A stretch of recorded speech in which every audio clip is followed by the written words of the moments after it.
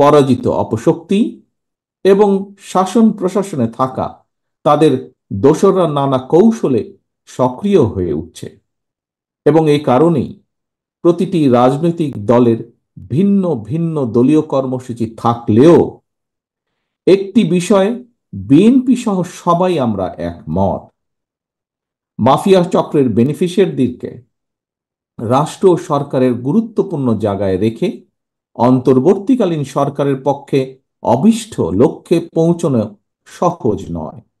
এবং এ কারণেই যারা সরকারে রয়েছেন এবং গণতন্ত্রের পক্ষের শক্তি, আমরা যারা এই সরকারের সমর্থনে রয়েছি, আমাদের প্রত্যেকটি কাজ যথাযথ অগ্রাধিকার ভিত্তিক এবং সুবিবেচনা প্রসূত হওয়া অত্যন্ত জরুরি, যাতে পরাজিত অপশক্তি কোনো সুযোগ নিতে না পারে। বিএনপি মনে করে কোনোভাবেই অন্তর্বর্তীকালীন সরকারকে ব্যর্থ হতে দেওয়া যাবে না, কারণ এই সরকারের ব্যর্থতা হবে গণতন্ত্রের পক্ষের শক্তির ব্যর্থতা, বাংলাদেশের পক্ষের শক্তির ব্যর্থতা।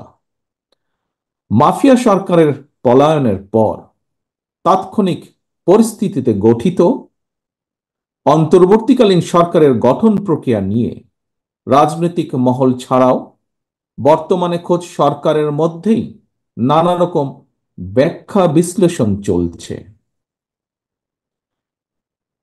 প্রিয় ভাই বোনেরা, অন্তর্বর্তীকালীন সরকার কেন বর্তমান সংবিধানের অধীনে শপথ নিয়েছে, কিংবা বর্তমান সরকার কি বিপ্লবী সরকার, কেউ কেউ এ ধরনের প্রশ্ন তুলছেন। অন্তর্বর্তীকালীন সরকার গঠনের বর্তমান পর্যায়ে এসে অন্তর্বর্তীকালীন সরকারের গঠন প্রক্রিয়া নিয়ে বর্তমানে যে ধরনের প্রশ্ন তোলা হচ্ছে, এ ধরনের বিতর্ক সরকারের গতিশীলতাকে বাধাগ্রস্ত করতে পারে, অন্তর্বর্তীকালীন সরকারকে লক্ষ্যচ্যুত হওয়ার কারণ ঘটাতে পারে। এ কারণেই বিএনপি মনে করে রাষ্ট্র পরিচালনার ক্ষেত্রে যে বিষয়গুলো সরাসরি রাষ্ট্রীয় নিরাপত্তা কিংবা সরাসরি সংবিধানের বিধানের সঙ্গে সংশ্লিষ্ট, সেই সব বিষয়ে সিদ্ধান্ত নেওয়ার ক্ষেত্রে তাড়াহুড়া পরিহার করে একটি সুচিন্তিত সুবিবেচিত প্রসূত পদ্ধতি অনুসরণ করা হলে ভবিষ্যতে উত্থাপিত যে কোনো ধরনের জটিল প্রশ্ন কিংবা পরিস্থিতি মোকাবেলাও সহজ হবে। ধর্ম বর্ণ নির্বিশেষে আমরা সবাই মিলে মাফিয়া সরকারের পতন ঘটানোর পরে এবার আমরা সবাই চূড়ান্ত লক্ষ্য পৌঁছনের যাত্রাপথে রয়েছি। যাত্রাপথে কোনো কোনো ক্ষেত্রে আমাদের মধ্যে মতভিন্নতা পরিলক্ষিত হলেও আমাদের প্রত্যেকের লক্ষ্য উদ্দেশ্য কিন্তু এক এবং অভিন্ন। কি সেটি? সেটি হলো একটি বৈষম্যহীন গণতান্ত্রিক মানবিক বাংলাদেশ প্রতিষ্ঠা করা। যেহেতু আমাদের লক্ষ্য এবং উদ্দেশ্য এক এবং অভিন্ন, সেহেতু নিজেদের মধ্যে ভুল বুঝাবুঝির তেমন কোনো অবকাশ আছে বলে বিএনপি মনে করে না।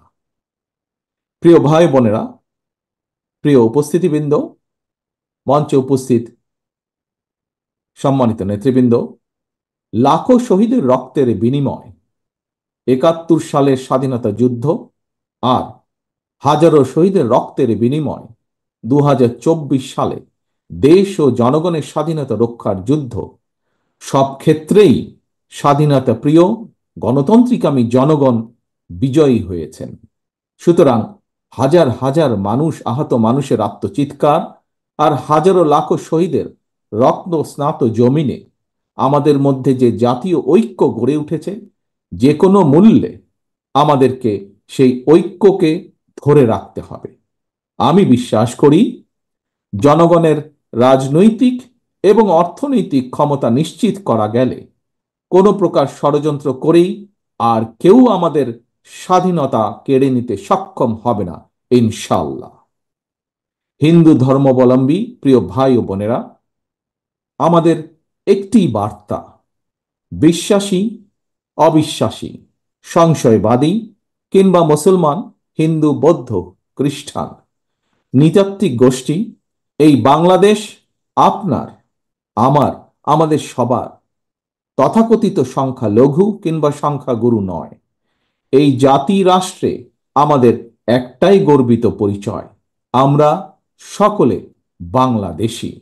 এই বাংলাদেশের নাগরিক হিসাবে আপনার যতটুকু অধিকার, আমারও ঠিক ততটুকুই অধিকার।